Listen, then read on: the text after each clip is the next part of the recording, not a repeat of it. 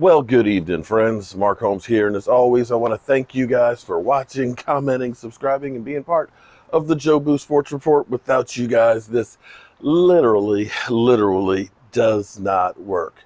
So ends another day. Hump day's in the book. Tomorrow's Thirsty Thursday. Time just keeps on slipping into the future.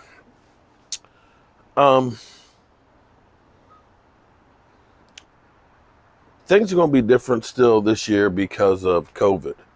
We have the Senior Bowl, which some 5 years ago introduced me to Dak Prescott. I'm not a big college guy, college football guy. I spend so much time with the Dallas Cowboys and the NFL. In fact, so much time that my wife literally is like, if you did another sport, we'd probably have to be divorced, which is true because I try and live and know as much as I can. And I'm still a student of the game, and I will probably be learning till the day I die. But if you think back 5 years ago, we were coming off of, we had the 2014 season where we were the no catch away from being in the NFC Championship game. And then we went through the year of Tony Romo getting injured and it being horrendous. And going into the Senior Bowl, we had our coaching staff was coaching the seniors. And of course, there was this quarterback there that everybody was talking about, Carson Wentz. So I was watching the Senior Bowl, and Carson Wentz played, no touchdowns, played a fishing game. And then Dak Prescott played from Mississippi State. And I was like, oh my God. He played better than Carson Wentz did. How come I'd never heard of him before? And I started looking into him and stuff. In fact, at that time, I had probably a few hundred subscribers on YouTube on my old channel that was lost. And so I did a video right after that saying that this was the perfect guy for the Cowboys. Nobody watched it then. I went to that draft that year. It was in Chicago. That was the first really big fan-friendly draft. They had the stage and stuff inside of the center, but then they had across the street the whole fan zone, so you were kind of separated from everything. But the second day of the draft, I was actually inside of the draft. We were in the second row. In fact, Joe Boo got on the stage at that draft. I got pictures to prove it. In fact, I almost got killed by my wife because she's like, this is my job you're messing with. What are you doing? I said, I'm being a fanatical fan here. Okay, I'm trying to spread some mojo up here for the Dallas Cowboys in this draft. I even had signs that say draft Dak Prescott. But it was because of the Senior Bowl that I even knew anything about him. The funny thing is that video, after Tony Romo got hurt, picked up. All of a sudden, that video got, 30,000 views because everybody wanted to know about Dak Prescott. And that was the beginning of my YouTube really beginning to grow. Well, at the end of this month is the Senior Bowl. And because this year has been such a crazy year, this is going to be one of those big opportunities to really evaluate these players. The combine might not be like the combine that we're used to. It may change. It may not be able to be done when it's normally being done. So there's not a lot of time to really figure out what's what and who's who. Our coaches are going to be taking time off until the 28th or the 25th. They're basically taking, this is the vacation for them. This is the time that, okay, we've roughly got our coaching staff put together. We're going to stop. Now, here's the thing. Cowboys Nation, as always, is not happy. We have people that are, of course, saying, here we go with the same old retreads. Cowboys rushing the process. They're looking and saying, Joe Wint was with the Atlanta Falcons. They were the worst defense out there. And before that, he was only there for a year. Before that, he was with the Cleveland Browns, and they stunk up and everything else and all that. And they want to put all the blame on him. Well, I'm not sure if that's a fair evaluation because you were only there for 1 year.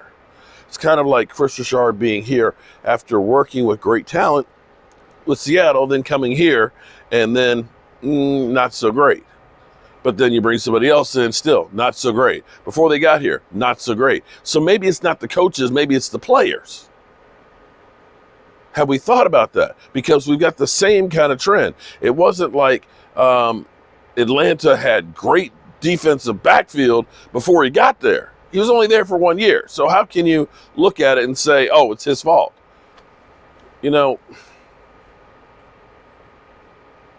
Not everybody can be great.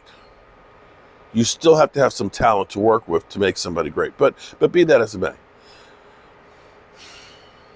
The one thing I will say that I can guarantee will be different about this defense.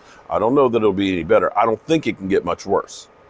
I really and truly don't think it can get much worse than where it was. The only place they have to go is up. When you give up 29.6 points a game, brother, you got nowhere to go but up.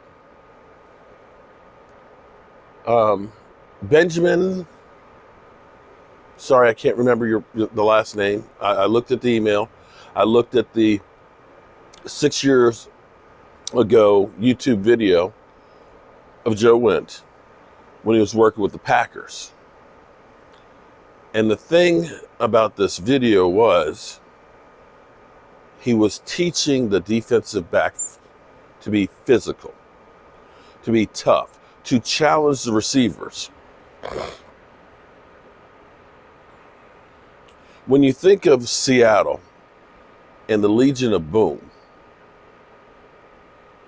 you definitely think about cornerbacks that challenge the receivers. And I believe we're going to start getting more aggressive defensive backs, and our style of play will be more physical. That's what Dan Quinn preached when he was with the Legion of Boom. In fact, when I know people are sick of seeing that clip, but that clip really speaks to me. Fast and physical. Joe Wint, physical with the cornerbacks. Because here's the thing. Today's football is so quick. When you give guys 8-yard cushions, how many times have we just seen the quick out? There's not enough time for the cornerback to get up there. Boom. Give the guy the ball in space, let him make a move.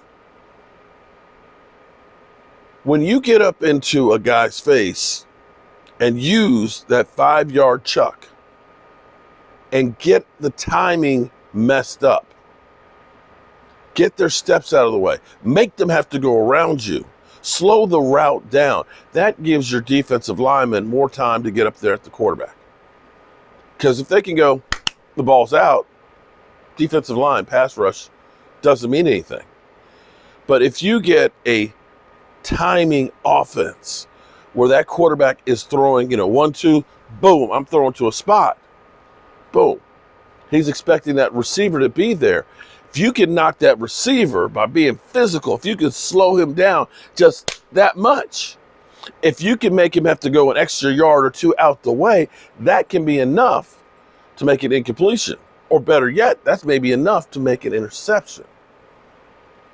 And we know that our team that admits that nobody goes 100% every play, that we've heard them call themselves soft. That this will be the change that we need. Now, I can't guarantee it'll work, but I can guarantee you that's what they're going to be taught. I'm ecstatic about it. I like the physicality of football. I like seeing people get jacked up. I like to see cornerbacks that are in your face, making that wide receiver thinking about, coming across the middle. I know a lot of you aren't happy, but hey, the Cowboys could have gone through and said, you know what? The defense got a little bit better going down the stretch. We got COVID, let's hold on to everything as it is for another year. Well, they didn't do that.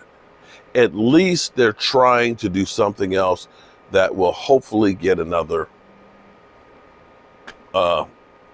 outcome. And that's all I got to say about that. So I hope you guys are having a nice evening. Hope you guys are being safe. And the weekend's not far away. And we'll be live streaming some of the games this weekend. I hope you guys will tune in. And my man DMV should be in the house with us on Friday, looking at some more prospects for the Dallas Cowboys. All right, y'all. It's time for me to get on up out of here. Be safe. See you in the morning.